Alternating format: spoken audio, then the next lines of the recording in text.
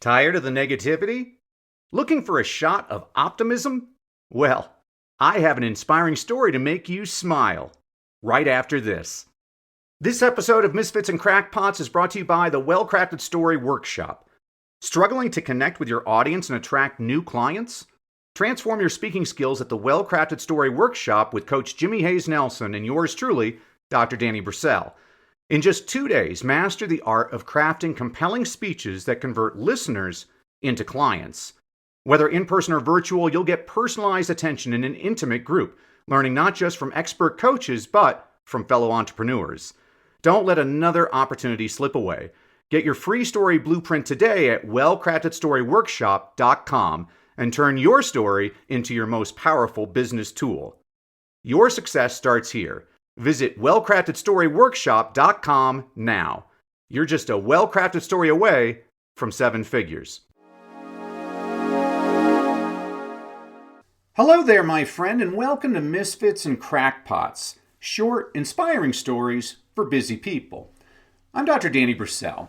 This is a podcast for those interested in extraordinary stories about ordinary people and companies. Consider it your dose of positivity and inspiration for the week. Oprah Winfrey said, "The more you praise and celebrate your life, the more there is in life to celebrate." This week's success strategy: celebrate. In a world obsessed with progress, achieving any sort of goal can be overlooked. The relentless pursuit of the next big thing often overshadows the importance of acknowledging our current successes. But it is crucial to note that celebrating success can be an effective way to boost one's personal morale as well as that of the people around them. This simple act of recognition can have far-reaching effects, transforming not just individual lives, but entire communities. According to the late organizational anthropologist Judith Glaser, celebrating success stimulates feelings of inclusion, innovation, appreciation, and collaboration in the brain. These aren't just feel-good emotions. They lead to tangible benefits that can revolutionize both personal and professional environments. Increased creativity and focus become the norm as individuals feel more empowered to think creatively and tackle challenges head-on. Work environments become calmer with reduced tension and improved communication between team members. Perhaps most importantly, people develop increased resilience to stress, even during periods of high pressure. Those who celebrate achievement in the workplace in the right way are more likely to increase confidence and motivation, leading to happier and more productive teams. This ripple effect can be profound, influencing not just immediate colleagues, but entire organizations.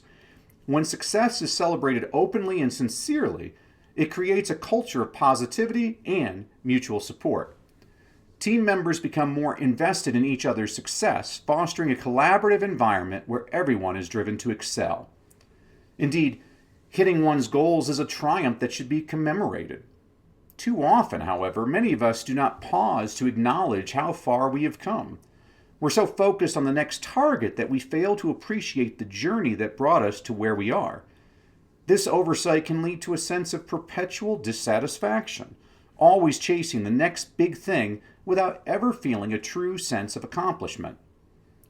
Mo's story is different. He has traveled a long way, longer than most, and his story provides important lessons, not just because it is marked by grit and determination, but also by Mo's remarkable humility and unbridled joy. Born in a tiny rural community where 65% of the residents live in poverty, Mo came from humble beginnings. It takes nearly 2.5 hours on a rutted dirt track from the capital to reach his village.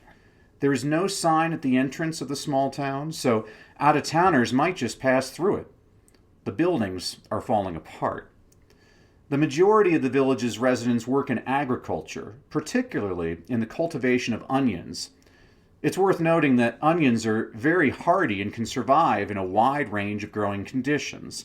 They're resilient, much like the people who grow them. Indeed, peel away the layers of Mo's early life, and one sees a happy but difficult childhood that taught Mo lessons in perseverance.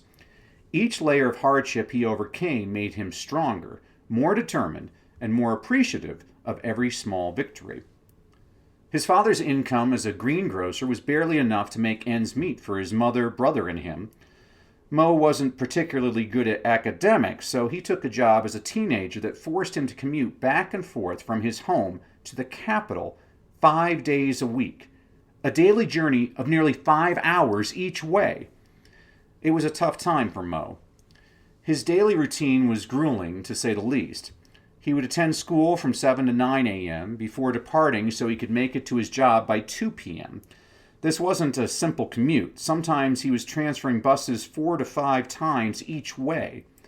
The unreliability of public transport in the region meant that every day was a new challenge, a test of his commitment to his dreams. He'd work until 6 p.m., then make the journey home and arrive around 10:30 p.m. Then it was eat, sleep, and repeat. 5 days a week. But Mo had a dream that he couldn't let go. He wanted to be a big name. He wanted to be something special, and he wanted it badly. But unlike many others, Mo didn't just dream. He worked hard to fulfill his dream. His single-minded focus drove him in his brutal daily routine. Mo improved, and his career eventually led him to leave his homeland to work abroad. Moving to a new country, adapting to a different culture, and proving himself in an unfamiliar environment were all part of Mo's journey. And in his extensive travels, Mo has learned a crucial lesson. Success is only truly success if you enjoy it. This realization transformed his approach to achievement. Instead of seeing each accomplishment as just another step on an endless ladder, Mo learned to embrace and celebrate every victory, no matter how small. So when he achieves a goal, he embraces the moment to celebrate the achievement. This joy is palpable to everyone around him. Even the casual onlooker can see Mo enjoys his work, and he is truly gifted at it. His passion is infectious, inspiring those around him to find similar joy in their own pursuits. Observers attest that it is his joyous relentlessness that makes him one of the best in the world at what he does. It's not just about talent or skill, though Mo has plenty of both. It's about the sheer exuberance he brings to every aspect of his work. See, Mo understands that celebration is an event, not a destination. It's not something reserved for the end of a long journey, but a vital part of the journey itself. His celebrations serve multiple purposes, each as important as the last. Among other things, his celebrations inspire and unite his coworkers and clients alike, encourage optimism, and can even boost productivity for his company. In an industry filled with pressure and stress, Mo's tiny celebrations create a ripple effect of bullishness that touches everyone around him. But one particular demonstration makes Mo stand out. After reaching a goal, Mo hugs his coworkers, a simple, heartfelt gesture that reinforces the bond between team members. But he doesn't stop there. Often he performs sujud, the Islamic act of prostration. This isn't just a personal ritual, it's a powerful statement of humility and gratitude. In Islamic thought, sujud is perceived as the physically lowest but spiritually highest position a person can take. It is an act of utter humility to Mo's namesake, the Islamic spiritual leader, Muhammad. What makes this act particularly remarkable is the context in which Mo performs it. He has performed the celebration at some of the world's largest venues, from Wembley Stadium to Amsterdam Arena, in environments where most, if not all, of his teammates and fans are non-Muslims. In a world often divided by religious and cultural differences, soccer phenomenon Mo Salah's open display of his faith could have been divisive. Instead, it has become a unifying force, embraced and celebrated by people of all backgrounds. And they love it. The sincerity and humility of Mo's celebration have touched hearts across cultural and religious divides. In him, people see not just a supremely talented professional, but a human being unafraid to express his gratitude and stay connected to his roots. This authenticity has made Mo a beloved figure far beyond the confines of his profession.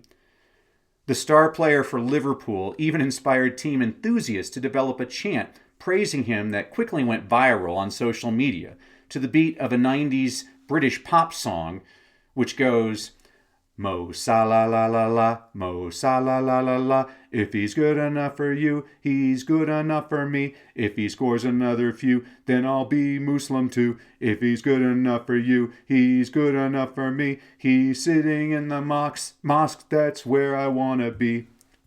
In a time when Islamophobia and racist chants proliferated in many soccer stadiums across the United Kingdom, Mo Salah's skillful play and infectious personality has demonstrated sports' capacity to unite as well as divide. Through his actions both on and off the field, Mo has become a powerful force for cultural understanding and unity. Yes, the man from the remote town of Negreg, Egypt, has come a long way. From a child in a poverty-stricken village to a global icon, Mo's journey is a testament to the power of dreams, hard work, and the importance of celebrating every achievement along the way.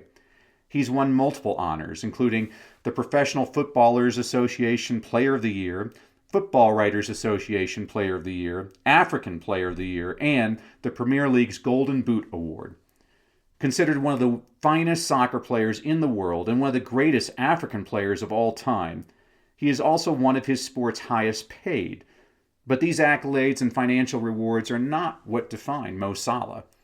They are merely the outward signs of a success that runs much deeper.